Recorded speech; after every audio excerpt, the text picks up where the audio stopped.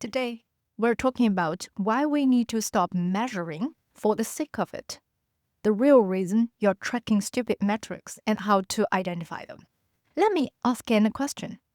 Seriously, how many dashboard or KPIs in your organization are just there? Not used, not driving decision, just sitting pretty or to look as data-driven. Here is the truth. Most companies are drawn in metrics, and half of them don't help them lead better, move faster, or deliver results. In fact, some of them hurt performance by encourage the wrong behaviors. My name is Celine Xu. With 11 years experience in data science and AI, I help business leaders, especially those without a deep tech background, use data and AI in the right way, not just to measure more, but to achieve more with less overwhelmed. In this video, I'm breaking down why we create measurement are just plain useless or even stupid, and how to spot stupid measurements before you launch your another metrics. If you're ready to stop tracking just for the sake of it and start to making metrics actually work for you, hit the subscribe button and let's dive in. Here are the top 4 real reasons we are tracking useless metrics. Reason number 1, the illusion of control. Let's kick off with one of the biggest traps in business, tracking metrics just to feel in control. Here is the truth. Some products and projects are just hard to measure. Progress is ambiguous. Outcomes are delayed. So what do? We default to numbers because numbers feel safe. Numbers feel objective. Numbers give us the illusion that we're managing things. But here is the punchline. If metric isn't tied to a decision, it's not insights, it's noise. And sometimes it's worse than noise. It's a distraction, even a threater, a fake signal that gives you a false sense of progress while encourage the wrong behaviors. Let me give you some real-world example. You're tracking daily logins to your e-commerce portal, but you do not have the influence over campaign strategy or website design. You're just watching a number, unable to act on it. That's not insight. That's notification addiction. It's like you stepping on a scale every morning, but refuse to change your diet and work out. You don't lose weight by measuring. You lose weight by doing. Or let's see, you're trying to improve delivery speed of your product team. 2 quarters later, the story counts goes up as expected, but deliver quality and speed? Flat. All you did was inflate tickets volume without moving the needle. So what's the bottom line? Tracking isn't managing. Metric should lead to the action, not just information. Reason number 2, the pressure to show progress. When leaders demand the result, teams feel pressure to prove they are making progress. And when real progress is hard to measure, we default to what we're easy to count. Because no metrics looks like no movement, no monument, no leadership. We start to track things just to show something is happening. Activity masquerade as accomplishment. Charts that looks impressive. But here is the trap. The quantity of the metrics is not a substitute for the quality of execution. Let's imagine you're tracking how many marketing emails were sent, but no one asks about the open rate, the click-through rate, or actual conversion. The emails are just going out. But are they doing anything? Sales teams are praised for launching more campaigns, while profitability reduced and the customer engagement dropped. Or you built an AI fraud detection model that flagged 85% of the accounts as suspicious. It's turned out most of them are false positive. You're catching shadow and missing the real threat. Progress isn't about having more graphs. It's about asking hard questions. What do this number mean? Do they reflect improvement? Or are they just a threat? True leadership means being willing to face the fog and still make decisions. To measure what matters, not just easy. Because clarity isn't given, it's earned. Reason number 3, copy what doesn't fit. When you are unsure what to measure, it's tempting to take the easy way out. Copy what others are doing. Grab Google's OKRs, browse Amazon's KPIs, benchmark against the best company in the industry. And you feel more grounded because those metrics have been proven and been useful. But here is the problem. Just because it's a best practice doesn't mean it's your best move. What works for a tech giant might have zero relevance to your business, your context, and your team's maturity. Here are 2 more examples. Google tracks engineering performance with metrics like development frequency and mean time to restore service. That works in their high-scale, continuous deliver environment. But if you are managing a small data engineering team in a traditional enterprise, those metrics are meaningless. They won't drive the outcome that matters to you. Amazon optimized for massive scale, like things fulfillment efficiency, product assortment breadth, and marketplace dynamic. Now, compare that to a brand like Zara, focus on fashion cycle, customer emotion, and seasonal trends. Amazon's playbook doesn't translate.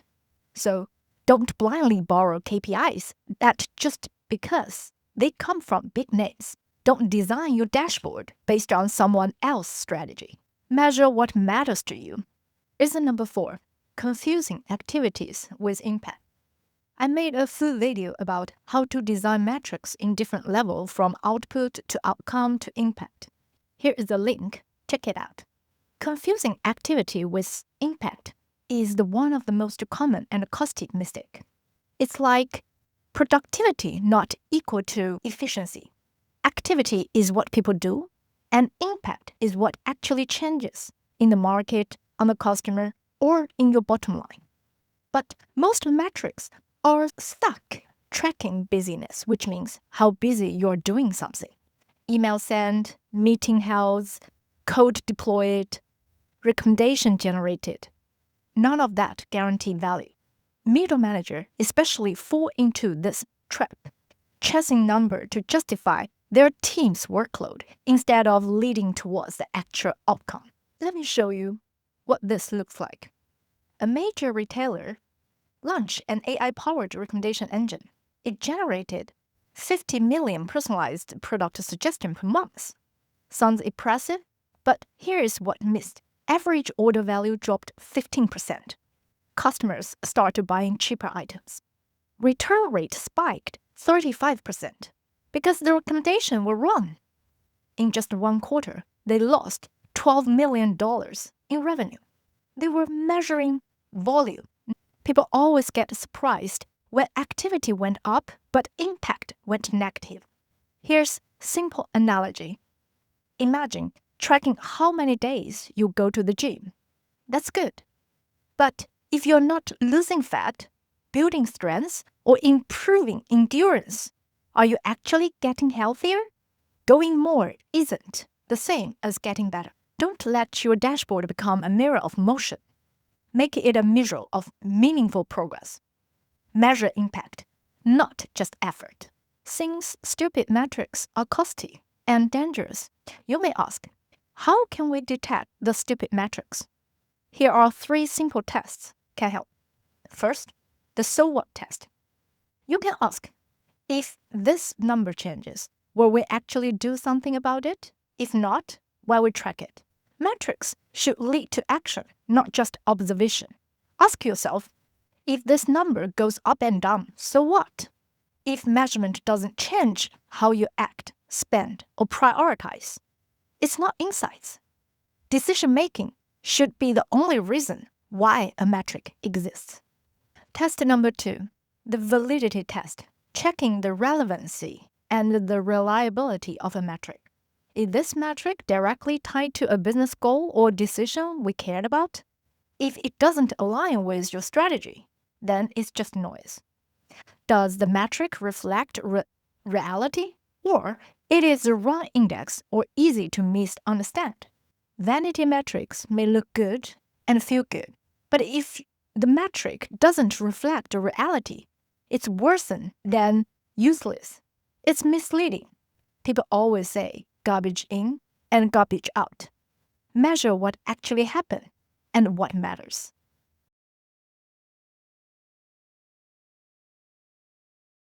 The third test, the result-oriented test. Ask yourself, is this metric measure activity or actual impact? It's easy to track what people are doing, but real value lies in what actually changing. Are customers happier? Is revenue going up? Are outcomes improving? Business, a metric that track activity without connecting to the result can create a dangerous illusion of progress, and you end up optimizing for the wrong things, more tasks, not better outcomes. So don't just measure what's being done, measure what's being achieved. One more test, the interpretation test. Context is everything. Ask yourself, can I clearly see whether this number is good or bad? If not, why are you tracking it? A number without a context is just noisy. Without baseline, trend, or benchmark, you're staring at digit with no direction. You can't improve what you don't understand. Metrics need calibration. Is 3% churn high or low? Is 1,000 leads good or irrelevant? If you can't tell whether you are winning or falling behind, the metric isn't helping you lead. It's just clutter. A measurement without meaning is just math. Context turns numbers into insights. If metric fails one or more of these tests, it's probably a stupid metric. And when it comes to finding better ones, start with the goal. Ask yourself, what are we really trying to improve? What decision do we want to enable or guide? What behavior do we want to reward or change? Just because you can measure something doesn't mean you should measure it. Before you launch another metric, ask yourself 3 more questions. Will this drive a meaningful decision? Does it really measure what I think it does? And can I confidently say what good or bad looks like? If the answer is no to any one of that, you don't need another new chart. You need better clarity. If you are a business leader trying to separate signal from noise in a data-flooded world, subscribe for more and insights like this. If you find this helpful, share this with your team. I'm here to help leaders cut through the noise and lead smart with data and AI. And if you want to take this further, I include a 1-page summary and checklist in the description below to help you apply this idea with your team. Feel free to download and share it. Thank you for watching, and see you next time.